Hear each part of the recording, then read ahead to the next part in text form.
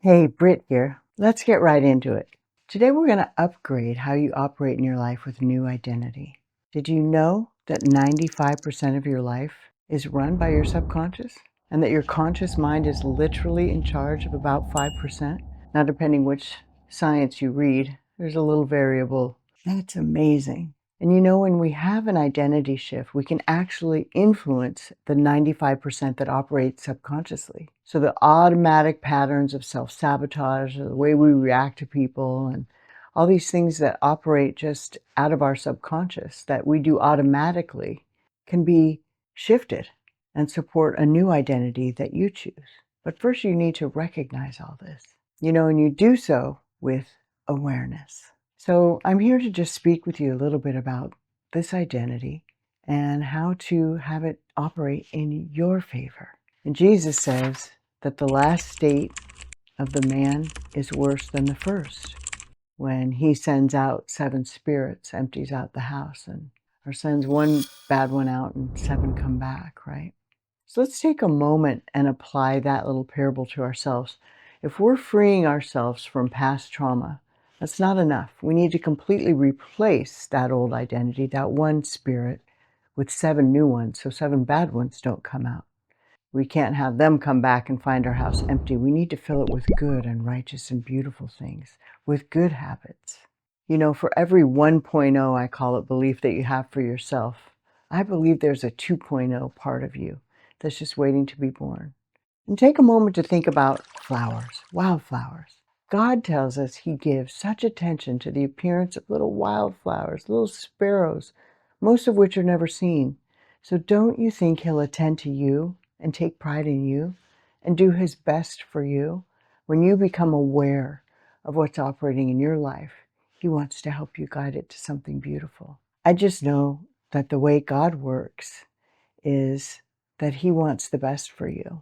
And since we know how he works according to his principles in the Bible, in his word, his identity for you is something beautiful. So don't worry about missing out or how far along you are in the journey. If you're not keeping up with me here, I just encourage you to stay present and ask yourself many times throughout the day even, what am I doing? Where am I? What's my name? Something as simple and profound as what am I doing and where am I can start to put you more in control of your subconscious and your reality.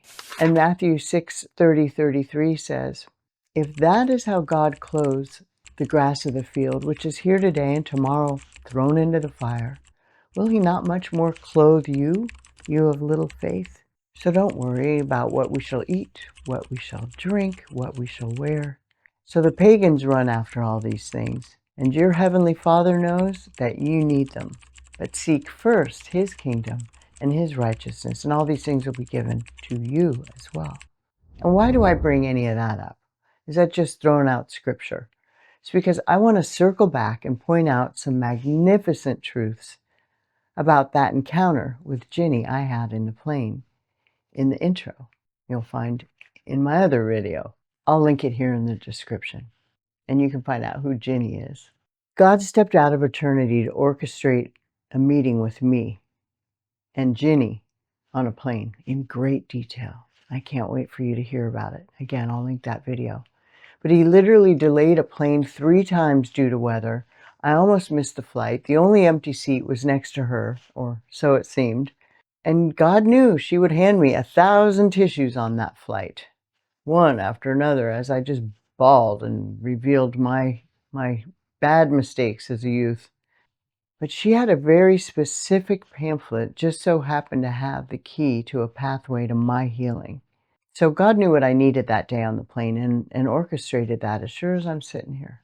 And my journey wouldn't be the same if he hadn't done that. And I wouldn't be here talking with you. So I hope you enjoy that video. God will go a long way to rescue his daughters. And he can be the hero in all of our stories. If you need further proof, of course, spend some time in the stories of the women recognized in Scripture. Ask Ruth, Naomi, Rahab, Hannah. Ask Mary Magdalene. Ask Esther. Wow, she's amazing. And if he'll do it for a widow, he'll do it for you. If he'll do it for a harlot, he'll do it for you. If he'll do it for somebody like me, he'll do it for you. So I hope you'll find something in my videos that will lead you to help you shape your new identity in Christ. Because I want to instill truths about your new identity, not the one that was hijacked by your decision to have an abortion years ago. You know, part of that process begins by repairing your inner child. And I take my students through that in my online course. I suggest you repeat these following phrases as often as you brush your teeth. Hopefully that's 2 to 3 times a day. So here are 4 of them. Here we go. Number 1, I'm a child of God. I'm forgiven. I'm loved. And by His stripes, I am healed. Number 2, my Heavenly Father will move heaven and earth to rescue me from harm. I'll share with you, I got into self-harm in a big way after my abortion. And I didn't realize it had anything to do with my subconscious hijacking my identity and creating all these new issues in my life. I didn't realize shooting myself in the foot. I would miss auditions I worked hard to get. I would not show up for work or class. And these were just beginning small symptoms that escalated over time. And at some point then I started coping with life and my feelings that I was afraid to feel with eating, drinking, anything not to feel my feelings. And I'll tell you, my addictions ended up taking me further than I wanted to go and keeping me longer than I wanted to stay.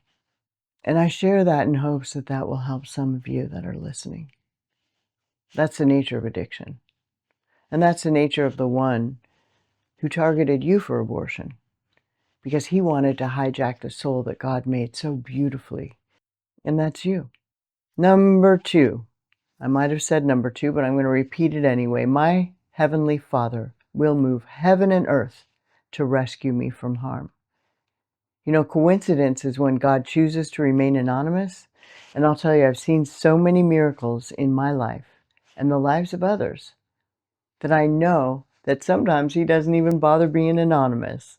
It's so obvious in many cases that I'm going to share with you how He showed up to rescue me from harm.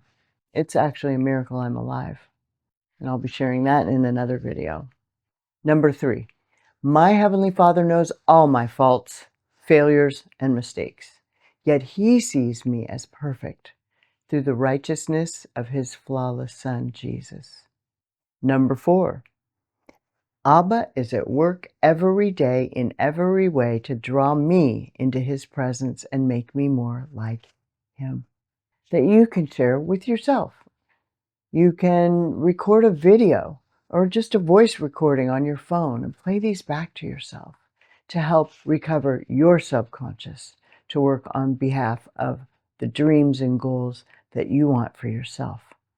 Not all the other stuff that got plugged in there since your abortion. You know, pull out a journal. Ask yourself these probing questions and write. Enjoy yourself. You know, there's that huge, great connection. I think Simon Sinek talks about it several times in his videos between your hand writing on a paper and your brain. It's really quite profound. So a lot of healing can happen by journaling. It's not just something that people say, oh yeah, journal about it, write a diary. It actually has scientific backing that can help. So make note of your answers and be prepared to reflect on your thoughts about those 4 new sentences that I gave you to repeat to yourself. You may even want to say them into a mirror, because it's time to take back what the devil hijacked. Today I've got some questions for you to ask yourself, because most people think to themselves, I'm a good person. I'm curious. Ask yourself, do people see Jesus in you? Do they see just good behavior? There is a difference. And don't get me wrong, good behavior is fantastic. But you carry the light and the fragrance of Christ. Because I believe that's what He wants for you. And it is a peace beyond all understanding. To what extent would I go out of my way to help someone else's child? Would I go to that same extent to help myself? Do I care for my body, my soul, my spirit with all that He's entrusted me with? Well, these are questions for you to ponder. And I hope you enjoy my tips and tools in my next video to help you live more in that identity of Christ. Because why do you want to thrive now? Well, I hope you'll join me on the path to thrive. Don't overthink it. Let your heart and the Spirit of God be your guide. Do you want to survive the way you're living now? Or would you prefer to thrive in your God-given mission? So I'm going to check out now and suggest, before I go here, that you stay present. Be honest with yourself and try those suggestions and see if you don't see a difference in your life. Let's go for 2.0 you. And if no one told you today, you are beloved.